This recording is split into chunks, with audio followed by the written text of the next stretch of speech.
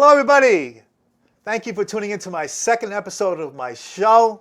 Welcome. If you haven't seen the first episode, please do so.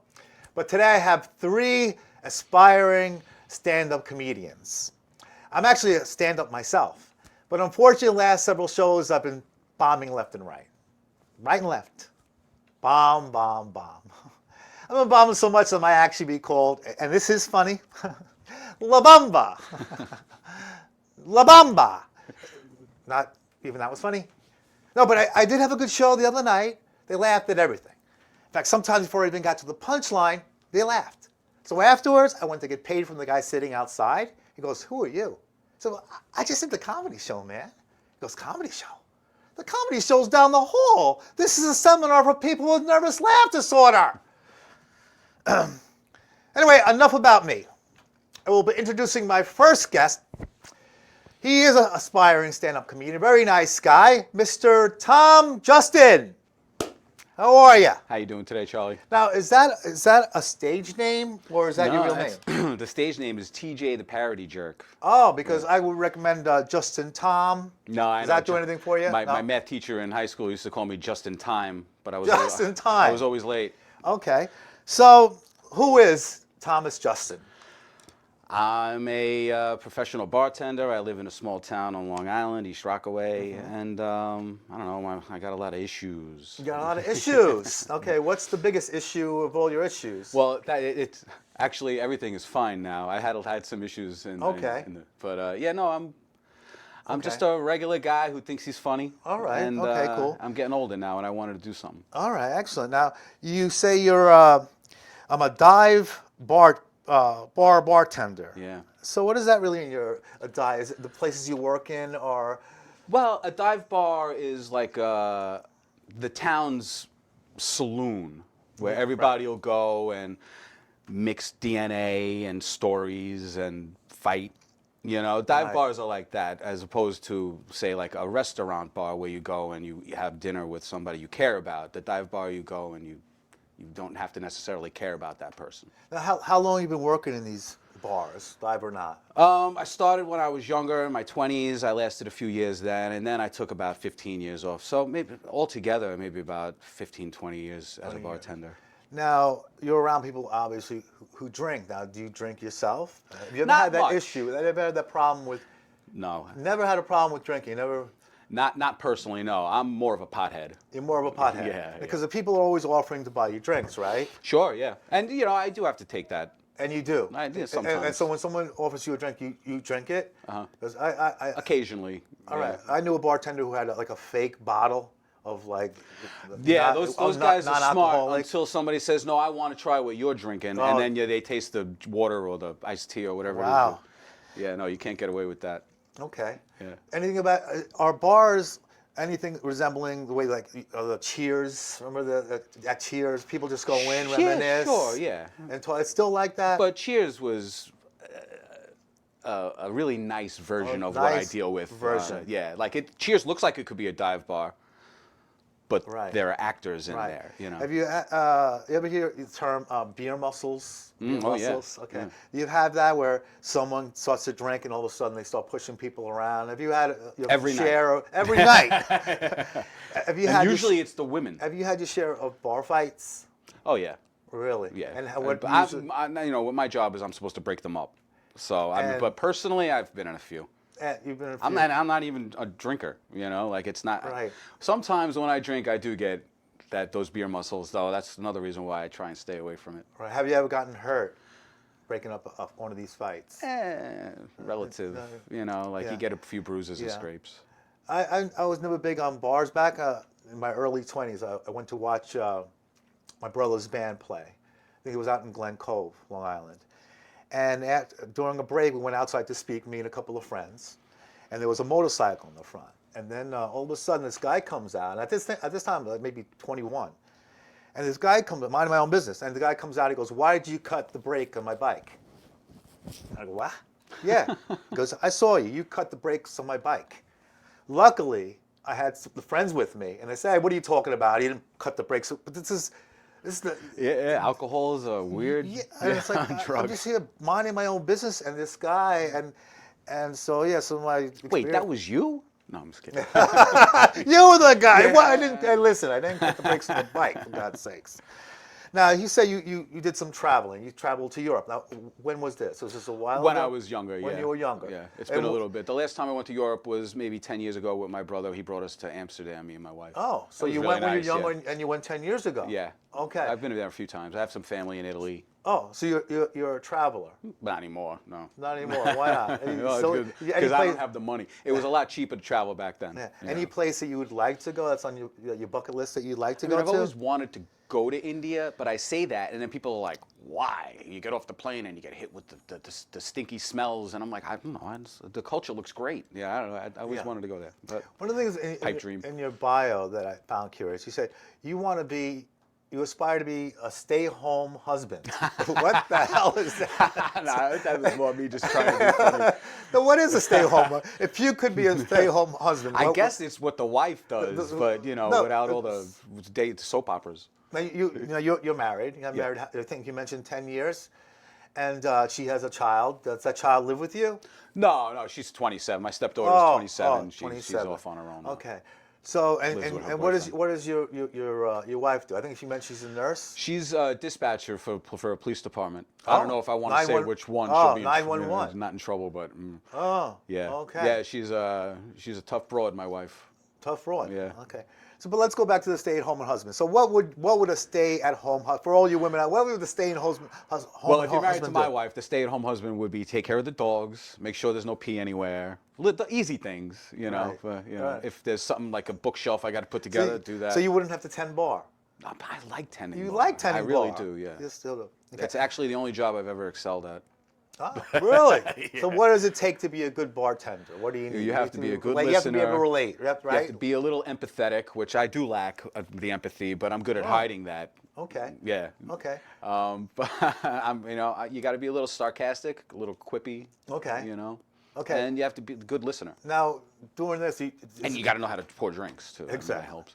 So, have you tell jokes when you're at the yeah. bar? It's- And is that what got you into? Yeah, it's a material factor. You are always on behind the bar. You're always You're on. always trying to So, entertain is that people. one of the things that inspired you to get into stand up? That and one of my regulars was Joe Fulton, who is Yes. who He was- he had a good run at Yes. Governors and the Yes. Laugh Off, and Yes. he's like my comedy Yoda. So, Yes. So what is it? Feel better, Joe. So what is it? Yeah, he was supposed to be on today, but he's in the hospital, unfortunately. But he'll be on another show. Mr. Joel Fulton, very good comedian. So where do you like to go in comedy? I like to see where it takes me. You know, I don't really have, I got to be here within 5 years, otherwise I'm a failure. I'm happy. If I make people laugh, I'm happy. Yeah, yeah. And I also want to mention how we first met. I wanted to do an open mic, and I found this sports bar in Valley Stream, Long Island, and they allowed me to do an open mic there. And I was excited. I bought a $900 PA system. We were getting people down there, and then all of a sudden, they sold the business. And I'm going, crying. I put all this money into this, into that. What was the point? But the thing is, because of that open mic, I met Tom. And Tom set me up with where he works now, where I now do an open mic, and it's even better than it was. So what's that saying? One door closes, a better one opens? It really is a great open mic. It's been Yeah, going Tuesday great. nights at Lila's. But the thing is, here it was saying, what was the point? But the point is, as the great poet Robert Frost says, way leads to next. I forgot what he said. One thing leads to another is what I mean. And it led to this great open mic. So let's get a little bit more about you. So what are your high points? Well, let's also go to briefly. You said you had some issues. What are some of these issues, if you could just tell us? Well, no, it was more like But then you overcame. You had everybody. You're not living unless you have issues. The people who don't have issues are the ones who are 6 feet deep, right? They don't have no issues. Yeah, really. So, what were some of the issues that you were able to overcome? The trials and tribulations. Jeez. I mean, I'm not saying my life is easy, but I Yeah. didn't have too many. I mean, my dad wasn't around much when I was younger, and I didn't really do well in college. Okay. But I married a awesome lady, and we have a house in Nassau County. I mean, Oh, it's like beautiful. the white picket fence kind of story, you know. So I don't really have many complaints at this point. all right. I'm very happy with what I do. I love bartending, even though my wife might not like that too much. But I've got a good thing going. Hey, so you make a lot of friends bartending. Yeah. A lot of people, like we were talking about the comedian Joe Fulton, who's got Parkinson's. Yeah, And what happened is one night I seen him like help him out of the car. Then I helped him out of the Yeah. car, and he's struggling to get in. And I'm looking at this guy, and I just see he's not well. But then he wanted to do stand up, so he comes up, does on the open mic, does some stand, and he was awesome. It's Yeah. like, wow, I got to have this guy on the show. And like He I said, subverts expectations, that Joe. yeah, but the thing is, how gracious you were, how kind you were to help this guy Oh, and he's get my out of buddy. his car. Yeah, and that's a great thing about you. I would try and help, anybody who's going to come in the bar and give me money. So then everything is cool. So then you really don't have that many issues. You had said the bar that you worked, there are new owners. Yeah, now there's recently new owners New within owners. the last year or so. And then last year was a different owner, and the Yeah. bar was a little different. How is It the bar was. different than it is now? It was more of a townie bar, but the townies got a little bored waiting for us to open, so they moved over to another bar. Another And now bar. we're trying to rebuild a new base in that place, and it's beautiful in there, and the people are dedicated. I think we're going to make it work. Okay.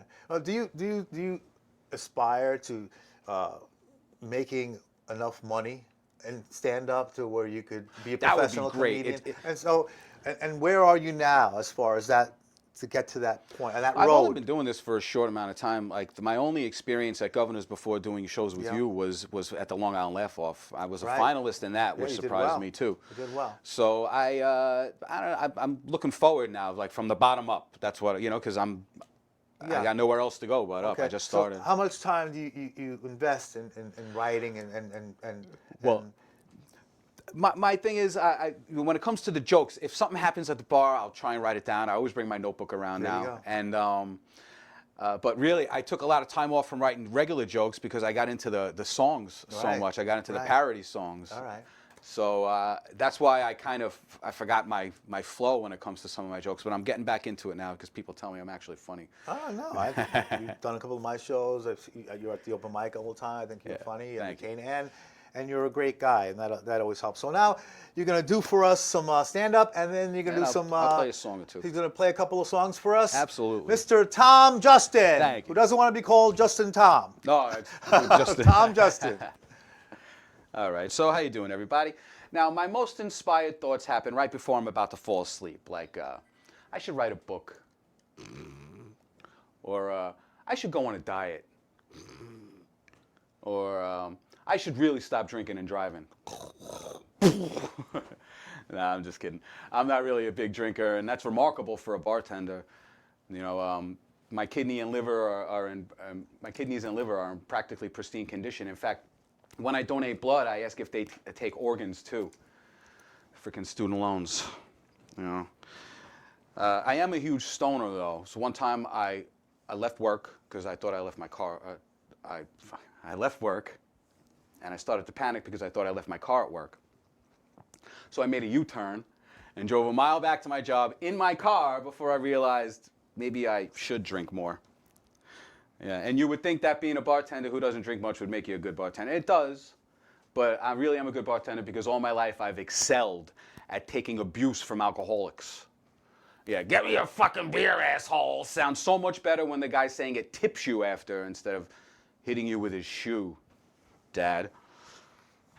Yeah, I used to love going to bars as a kid. My mom would drag me there all the time. She wasn't really drinking, she was looking for my dad. But I remember that she would plop me in a bar stool, and the bartender would make me a Shirley Temple, and I would sip at it lovingly as I watched my mom beat the shit out of some hooah with a pool cue, and my dad would steal her car keys and drive away. I thought, wow, bartenders really are magical and heroes.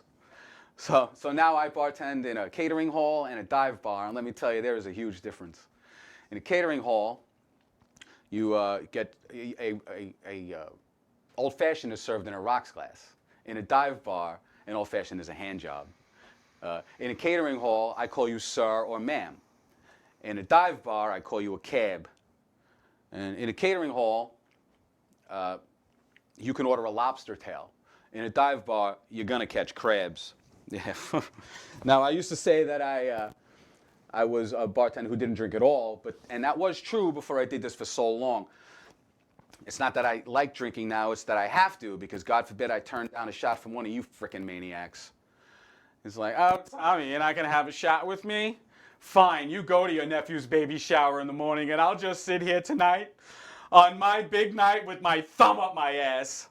Like, all right, Kathy, stop it with the guilt trips, all right? Here, look. Here's to your new tits. So, I used to be a phlebotomist, and that means that I would pollute your blood in a hospital lab to get you feeling better. Now I'm a bartender. Did I say pollute? I've already messed this joke up. So when I was a phlebotomist, I used to draw your blood in a hospital lab to get you feeling better. Now as a bartender, I get to pollute it. It's amazing. Yeah, and there's a lot of interesting folks that come into my bar. Like for example, I got this one guy who says that he doesn't believe in vaccines because they're poison. So instead, he builds his immune system by eating ass. Yeah, I'm not a doctor, but I find that inspiring. So it also might be a little cliche, but being a bartender is like being the ringleader in a drunken, horny carnival. It's like, step right up to the bar and see strong men, cougars, and bearded ladies. And in the center ring, we have Debbie. Debbie's shitting on the pool table. You're banned now, Debbie. So my customers are great, though. One time I told one that I was afraid that I wasted my life. And she looked at me and she said, oh, darling, you're a bartender. You've wasted thousands of lives. Now, would you like to snort some Xanax off my vulva, baby? Yeah, I like her. So the worst part about, if I had one complaint, it's that when customers ask me, hey, Tom, what do you do when you're not bartending? What's your real job? And I'm like, what? Wiping your puke out of the urinal isn't real enough for you? Should I be like Limu, the insurance-selling emu? What's with these stupid insurance commercials trying to outdumb us with their dumb characters anyway? You got Geico's Gecko, Limu's Emu, Flo the progressive hoe. Yeah, don't make a noise. Flo, I hear Flo so easy, even a caveman could do her in 15 minutes or less. Then you got the mayhem guy, the Allstate mayhem guy, he shits all over you and you love him for it. But farmers insurance, they're the worst ones. They embarrass you and it's right in their jingle. We are farmers, dumb, dumb. Yep. So I'll leave you guys with this. I learned this little bit of wisdom from my bartending. Nothing makes a pothead into an alcoholic faster than a union job with drug testing. I mean, shit, I've seen that happen. It's like, hey, buddy, want to go get stoned today? I got some good shit. I can't. I just got hired. Oh, no, that sucks, man. Yeah, I need a freaking drink. Thank you. So, actually, now I'll play you a couple songs. This is a song that I wrote for one of my regulars. I'm going to sit down now. And to keep up with the bartending theme. This is a song for a girl that I bartended for about 20 years ago when I first started. Her name was Sue. Now, Sue was like what I like to call sexy, old school sexy. She didn't have an Adam's apple, is what I'm saying. But what she did have was a pretty bad overbite, and this song is for her. Now, in the meantime, hopefully she found a guy or a girl with a great dental plan or a dick that bends like a candy cane. This is Overbite Sue. Here's my story, it's sad but true. It's about a girl that I once knew. She gave me head and I almost died. Sorry, happens every time she tries. Hey, hey, whoa there, hey there now, hey, hey. No, no, no, go away, hey. Ow, ow, ow, ow, ow, ow. Stop, stop, stop, stop. I guess I should have seen it from the very start. This girl would kind of shred my dick apart. Well, I don't even know how that poor chick can chew, but keep away from Overbite Sue. Her amazing lips puts a smile on my face, the grip of her hand and the way her ass sways. But if you know what's good for your tool, well, you'll keep away from overbite Sue. She really likes to go down, and you should see her in her sexy nightgown. But people, let me put you wise. She shredded 7 other guys. She's the moral of the story. I'm the guy who knows. I put my life in danger every time she blows. Ask any fool that she ever knew. They'll say, my dick was torn up by overbite Sue. Whoa, keep away from that girl, even if your balls are blue. I know not how she chews. Whoa, keep away from Sue. She's coming. All right, so I'll do one more for you. This is a song I wrote for a girl that I used to date, a couple of girls before my wife. This girl was a freak. One time she tells me she wants to have a threesome, and I thought that was really cool on her part, you know. Then she tells me that this threesome's going to be 2 guys, 1 girl, and I thought that was a lot less cool. But I said okay because I loved her. Then she tells me I'm not even going to be one of the guys. It's all right, though. I got the director's credit. So this song goes out to her. My ex-girlfriend. It's called Overbites. No, it's called, sorry. Mama's Got a Fetish. It goes to Mama's Got a Squeeze Box by The Who. Mama's got a fetish, shits on daddy's chest. When he gets home from work, he's gotta put on a vest. Yeah, she just gained some height. He don't put up a fight. Mama's got a fetish, shits on daddy's chest at night. When the morning comes, she straps on stilettos and does a little tap dance on his testicles. Lubricates his flashlight with Bengay out of spite. Mama's got a fetish, daddy needs a shower tonight. The shit goes in and out, and in and out, and in and out, and in and out. Her sphincter holds it in tight until he gives her the green light. Mama's got a fetish, daddy's dick hole burns at night. The fleshlight squeezes, the Bengay freezes, and burns his penis for a spell. He needs some aloe vera gel. Mama's got a fetish, daddy's skin peels off at night. Her fist goes in and out, and in and out, and in and out, and in and out. Her hand slips out of sight and grabs his prostate tight. Eek!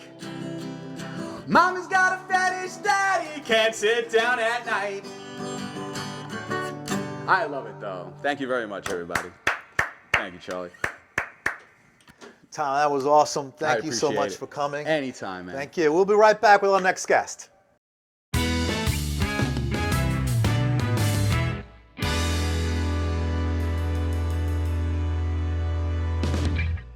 Hello, everybody. Welcome back to the show.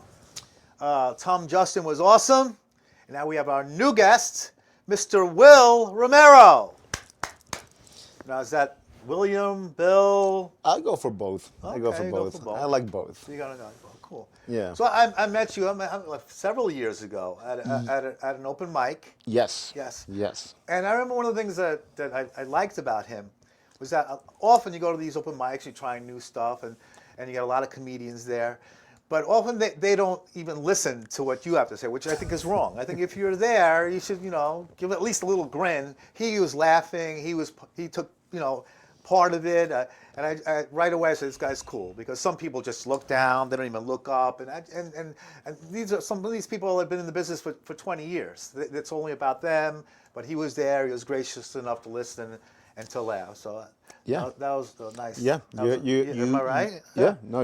Thank you for having me. Yeah. And yeah, you have to listen. You have to listen. You have to listen to what people say, and because it could change your life. Yeah, I mean, Yeah. and there are some people again who not only don't listen, but they have this face on, like they hate the world, they hate themselves. I don't know how they even got into comedy. They are, when I got into comedy, the first thing a lady told me, she said, "You're here now. It is mental illness with a microphone." And that transpires every day I do stand-up comedy. Right. I mean, last night in this studio, we had an amazing open mic. We had awesome. about Holy 25 moly. comics. And I'm watching the dynamic of every other comic. I'm listening to their voice, their Yeah. rhythm, their style. And after a while, you look at it, you start scratching your head, and you're like, yeah, well, it is mental illness with the microphone. And then you look at yourself, and I'm like, well, I am as crazy as they are, and I'm in the right place at the right time. Now, You know? you've been doing stand-up since, I think you said, 2018? 2018, June 4th, Oh, wow, you got the 2018. day down. Yeah, 3 p.m. open mic in New York Comedy Nice. Club down by First Street, 17th Street, Right. and First Avenue. Yeah, I forgot exactly where it was. Now, what's been your low point in stand-up and your high point Low so point far? So far. is, you know, wow, that's a good question. Because I don't really look into the low points. I only look into the high points. Okay.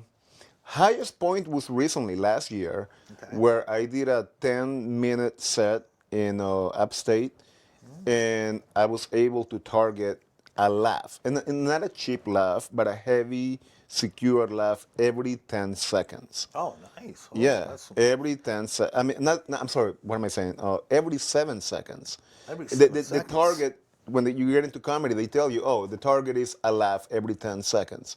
I went home, I watched the tape, I counted the laughs, I saw the time, I divided it, I did the average, and it was 7 seconds per laugh. And that is a high point. And I got paid. So yeah, that was a Wait, good it wasn't one. like with me, like, they all had nervous laugh disorder, no?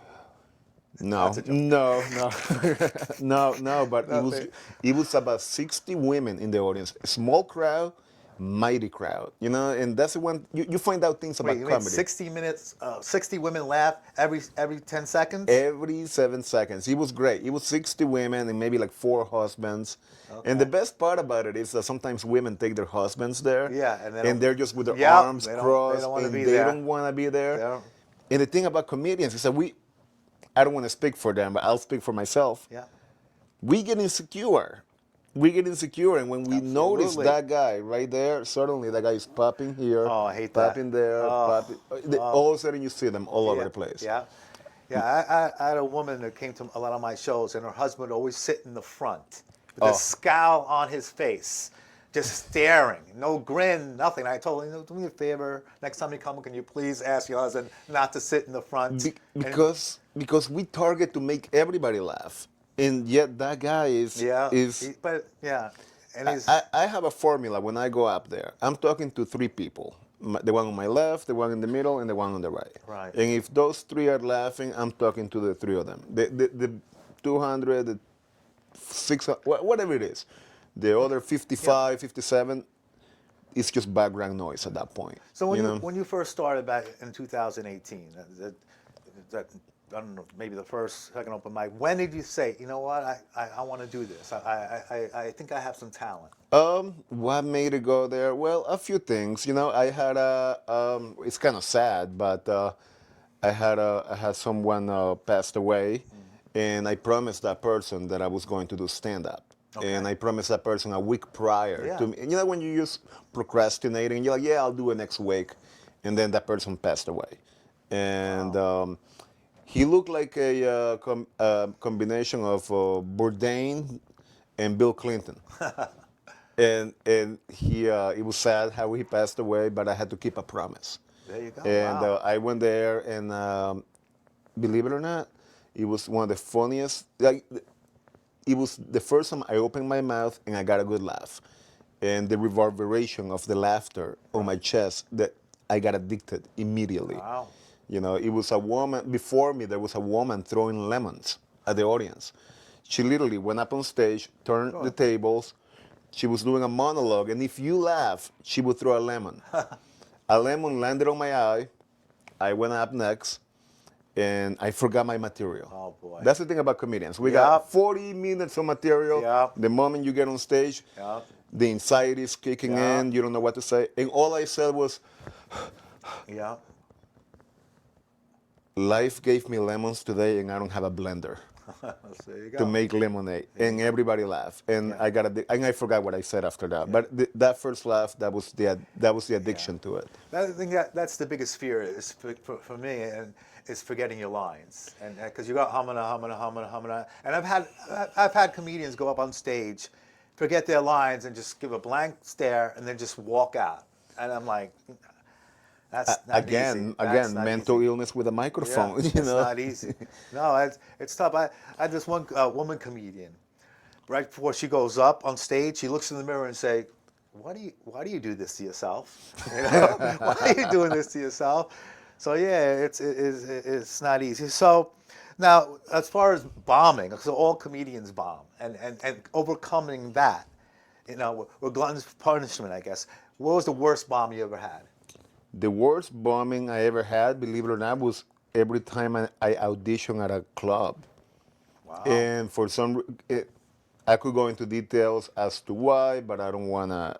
Right. I don't listen. Comedy is amazing when you're Yeah. laughing and you have the business end. Yeah. Could be quite tedious, and sometimes an audition I could bomb. You know, I could bomb, and that okay, fine, fine. You bomb, you go home, you rewrite it, you work on you. It's like a boxer, what? Because you got Yeah. knocked down once, Yeah, you think that you lost the fight. Yeah. Because Manny Pacquiao lost a fight. Does that take away from his Yeah. whole Yeah. record? No, it don't. Muhammad Ali lost. Yeah. What's his name? Floyd Mayweather lost, Yeah. even though they won't admit Yeah. it. On paper, he didn't Yeah. lose, but in Yeah. reality, he did. I call it desperate persistence. It's like, Yes. It's like, so, but you know, kudos to everybody who goes up there and gives it a shot and gets knocked down and gets right back up I there again. enjoy it. I actually do enjoy. You don't the- enjoy getting knocked down I or don't, bombing. I don't enjoy the bombing at the moment. Yeah, but then However, later on you enjoy the bombing. no, not at the moment. However, afterwards, I have to Right. look at the tape and, you know, it's like eating. Right. It's like eating the greens and the vegetables that you don't want to eat, but you know they're gonna make you feel better afterwards. You know, and it's like doing that extra push-up. You know, and that it hurts, but you know that you're gonna look better afterwards. And you know what? I think it's as long as you keep improving and you see yourself, Right. you know, getting in the ring, and each time you get in the ring, you do a little bit better, and that's motivational. That could be with anything. That with was anything. that was the first thing I told myself. This is boxing, because the first time I was doing open mics when I started, it was 3 minutes, and I'm like, oh, this is a boxing round. There you go. And the first thing that comes out of your mouth better be a good jab to just hit him Yeah. with, and they gotta feel it. Yeah. The worst thing I've seen in a show is where somebody actually throws something on stage because you say something that they find insulting, and that's I have horrible. never Yeah, experienced that. Yeah, I've rarely experienced, but Good thing I carry a gun when I go on stage, you know, because if they throw something at me, I'll that's just go it. into the back and That's you know. it. So you know. you mentioned you're from Central America. I am one of the few Central American comedians performing across this used to be beautiful nation of ours. Yeah. So, and where exactly? What El country? Salvador. El Salvador. Yeah, Okay. AKA the fourth Mexican country. Okay. And how long have you been in this country? Were you born here? No. I was born in El Salvador, Okay. 1997. Okay. I came to Brooklyn, Williamsburg, Brooklyn. Oh, okay. Yeah, and then I moved to Queens, and I moved to Long Island, and then I moved to Maryland, and now I'm here back in the island of Long. Nice. Now, being that you're not here legally, how does that affect you? Now, No. What do you think? About what do I think about that? about that? About all the anxiety that this is causing to a lot of the people who are good and contribute, and yet they have to worry about being deported. You take. What do you feel about that? You know, I have a lot of emotional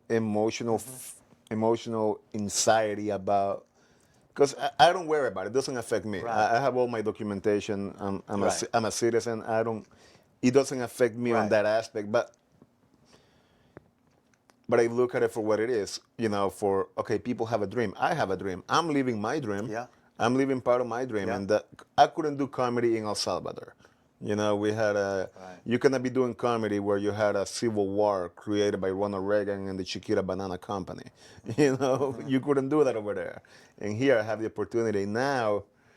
People come here with a dream, and and yeah, we do have criminals. I get that. Yeah. I get that. We do have a lot of criminals. I do Yeah. believe that that's also by design, but I feel for people, man. Yeah. That they, you know, I tell people, picture your life right now, picture your father, picture you leaving your kids behind, to travel, to walk, Yeah. 5,000 miles, That's it.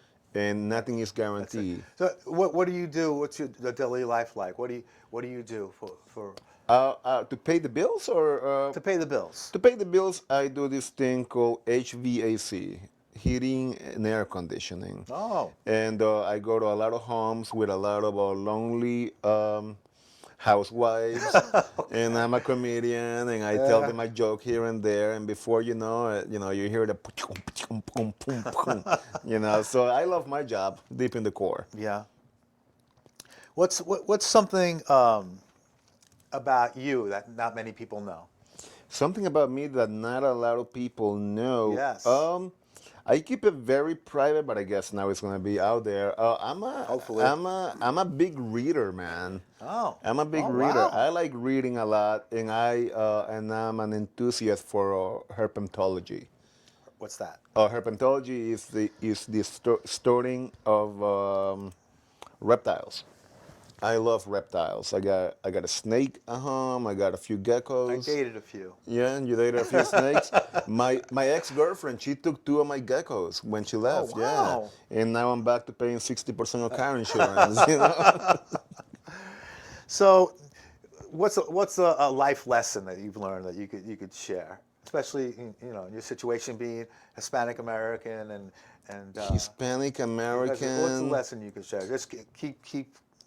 Be careful with white women, especially when they have a husband and they are curious for the brown skin. You know what I mean? Be careful with that. No, I'm just kidding. That's not a life lesson I would teach. Life lesson. Jesus Christ. You didn't think these questions were going to be easy, did you? I didn't. Well, it's a tough question. There you go. The best life lesson I have learned: keep doing what you love, There you go. because opportunities will come through. I want to quit comedy once a month. You want to And what? I wanna resign from comedy once a month. You want to let it. Yeah. I wanna just yeah. end it. I wanna put down what I'm writing at home. Like, I'm not gonna be a writer. I'm not gonna be a comedian. I wanna give it all up, and then boom, somebody calls. Hey, can you do a show next week? Hey, can you do a show in a month? There you go. And then I'm like, okay, here we go. How much are you paying? Yeah. And then they offer the money, and then it just keeps you, because deep inside you cannot give up. You just cannot give up. From a Latino point of view, don't let that bother you. Don't let that bother you. At the end of the day, we all bleed red. You know what I mean? And we all got a dream. And you got to have a dream. So before 2018, before you started doing comedy, how did you let go of how did you express your humor then? I was making love to a bottle of wine, and I was making love to my nose with narcotics. And so I'm sober. I'm fully sober now, and because I didn't have a dream. I didn't have a There you go. purpose, and that energy is gonna transpire somewhere. Yeah. So it was always in the bottle of alcohol or in the recreational poison that's out there. There you go. Wow. That's So great. it feels good. Comedy got me sober. Really? Yep, comedy saved my life. Yeah, Nice. yeah, that's why I nice. keep doing it. Absolutely. Even though I want to resign every month. And you're good because you've done some of my shows. I see you open mics. I think you're very good. I think you're up and coming. I think you have a good future ahead. Thank you. I appreciate that. And now you're going to do some stand-up for us. Okay. Mr. Will Romero. Let's go. Gotta work on the new material. There you go. We are going to pretend this is full audience. There you go. So good evening, ladies and gentlemen. I am not the guy from the movie Apocalypto.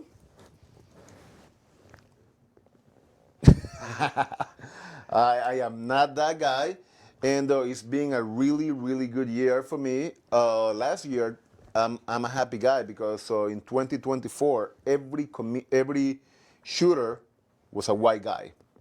My favorite one was Luigi Mangione. And everybody's freaking out about the motive. They're like, oh my God, what was the motive? I know the motive. Since 1985, everybody picked Mario. Luigi needed to make a name for himself, and my God, he did. The best thing about that guy is that he's really, really handsome. And he was just looking at himself in the mirror like, I got a killer body. I got a killer smile. I'm a killer. I'm gonna go downtown and shoot a CEO. Let's go.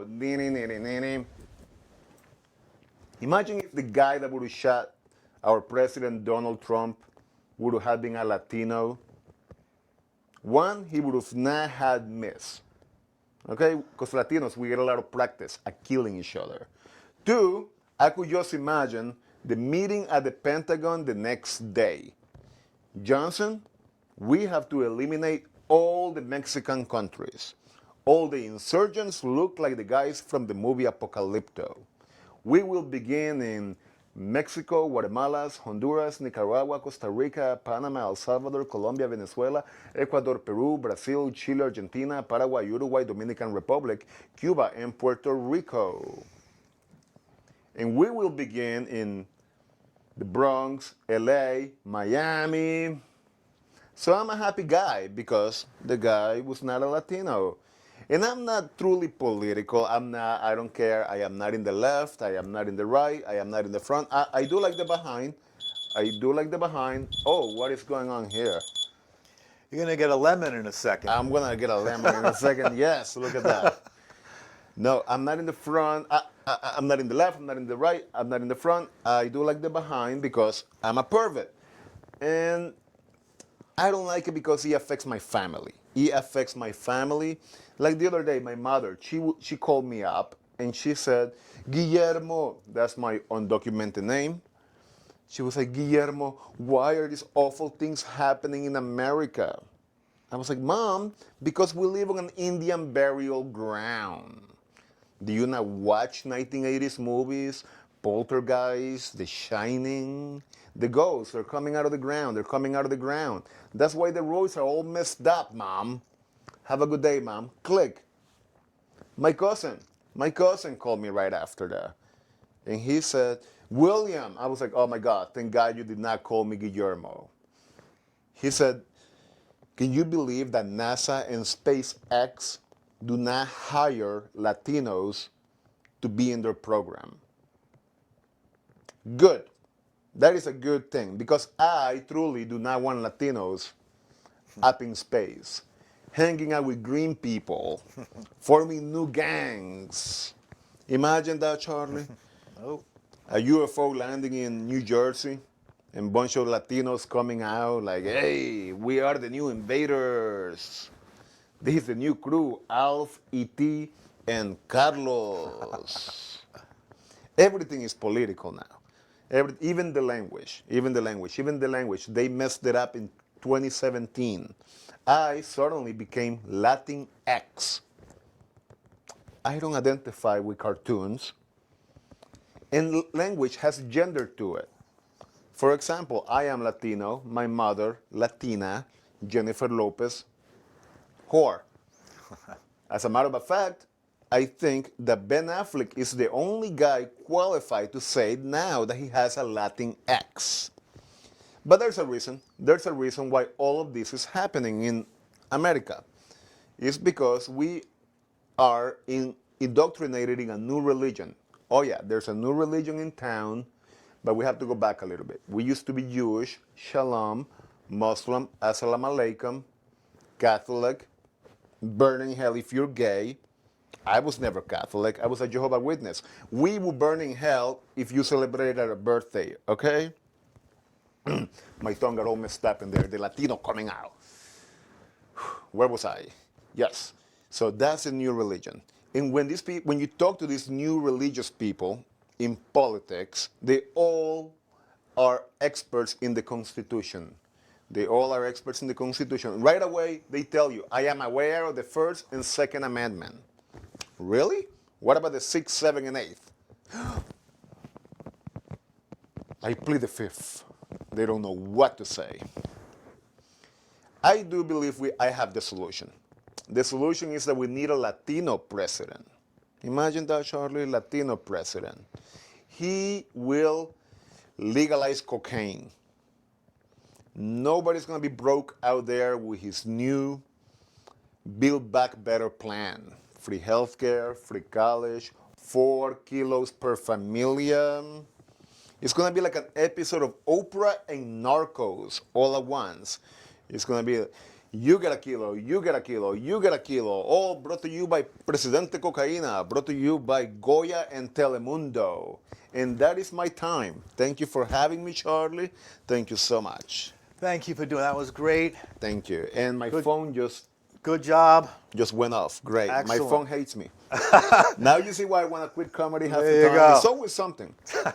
All right. Thank you so much, Will Romero. Thank you, Charlie.